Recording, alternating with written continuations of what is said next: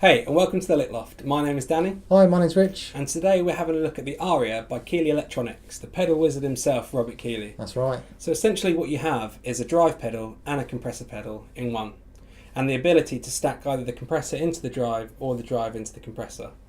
So the drive side of things is based on the Red Dirt Overdrive by Keeley Electronics, which is one of their most popular drive pedals, and the compressor is the Keeley Compressor. Now, these two pedals in particular are a real staple find on a lot of Nashville players' boards. Yeah. And a lot of the feedback was they'd love just to have it in one enclosure. So it really makes sense, doesn't it? Yeah, it's nice and convenient. Two in one box, space saving as well. And the other cool thing is if you use like a switcher, like the GigRig or something like that, and you have a TRS jack, you can actually separate each side of the pedal, but still keeping it in the same box, obviously. So you could set one button to the compressor and one to your drive. So you can treat it like two separate pedals in your signal chain, basically, can't you? That's it, which is really, really useful. But if you don't have one of them, it's pretty easy to use and separate them just as it is.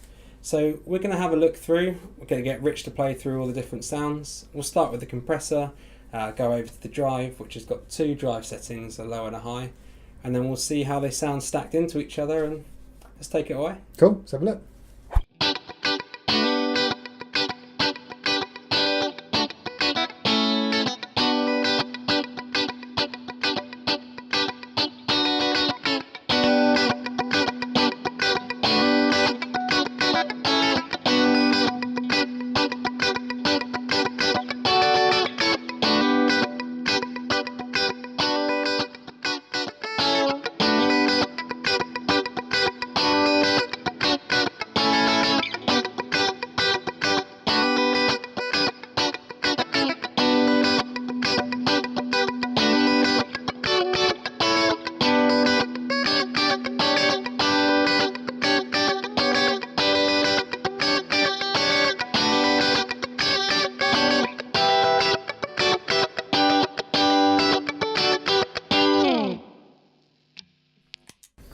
Nice. So a good compressor to me, and this sounds like one to my ears anyway. Obviously I'm not the one playing it, but it's almost like you're adding drive onto your clean channel, but without any of the drive, just the benefits of it. So it's almost like you get the guts and the sustain of it, but without losing the clean sound. Yeah, I think from sort of a playing point of view, I always, you've got that kind of support behind what you're doing, that push, that compression is just driving the sound a bit.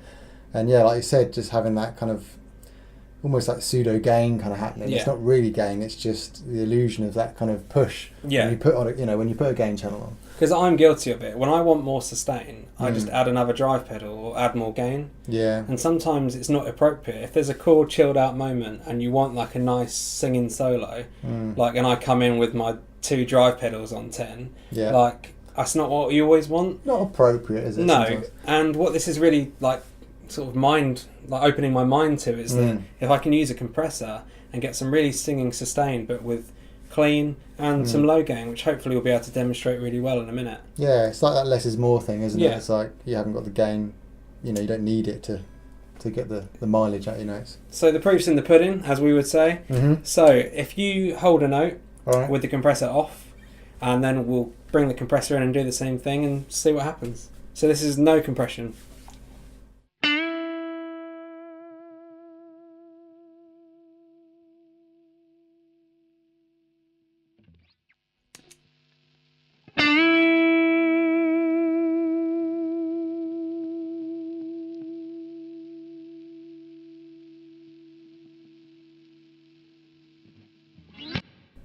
Yeah, still there, isn't it? Still there in the background. But yeah, it's quite subtle, but it's more like a thing with your fingers as you're playing, isn't it? It's not necessarily something that the audience might hear, but it's just something for you on your clean channel just to give it a bit of life. It's almost like that little bit of confidence it gives you. Yeah. Like when you're hanging on a note like that and you're like, please don't die. Yeah.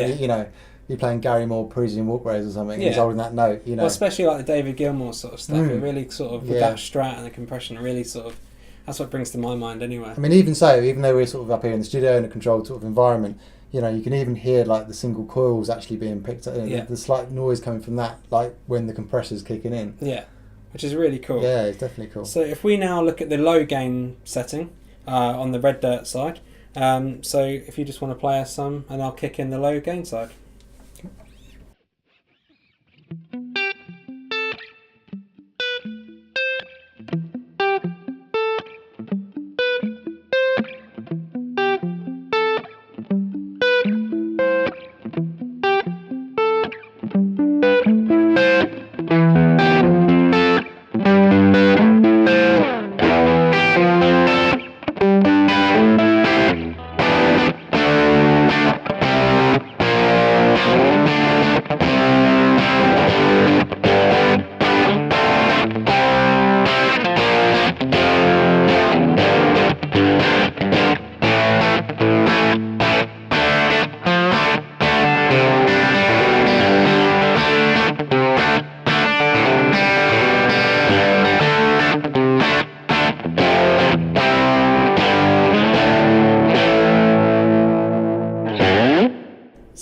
liked about that was you had that dynamics of really like every pick attack, and then you could just take it into complete classic rock territory. Yeah, it's a really nice range to play with. You know, it's like it's all there in that one pedal. I can go from there to there, and you know, to be honest, most stuff I do is like that's most of what I'd need. You know, I wouldn't need much more than that. No, definitely not. Especially like you say, if you weren't getting quite the sustain from that, maybe you could kick in the compression as well. But we'll see. All right.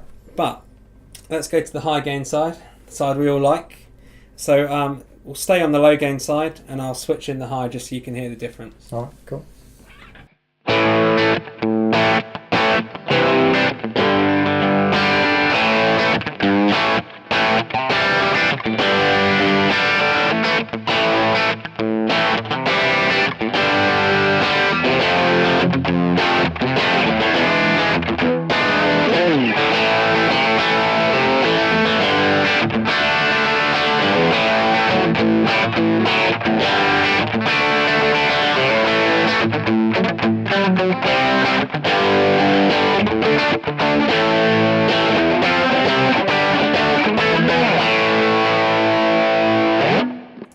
Nice.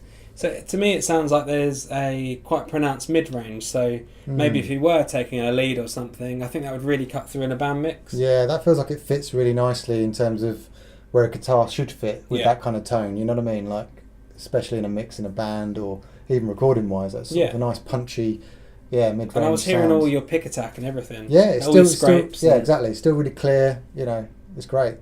So that's really cool. So that's the compressor, the low drive and the high drive covered.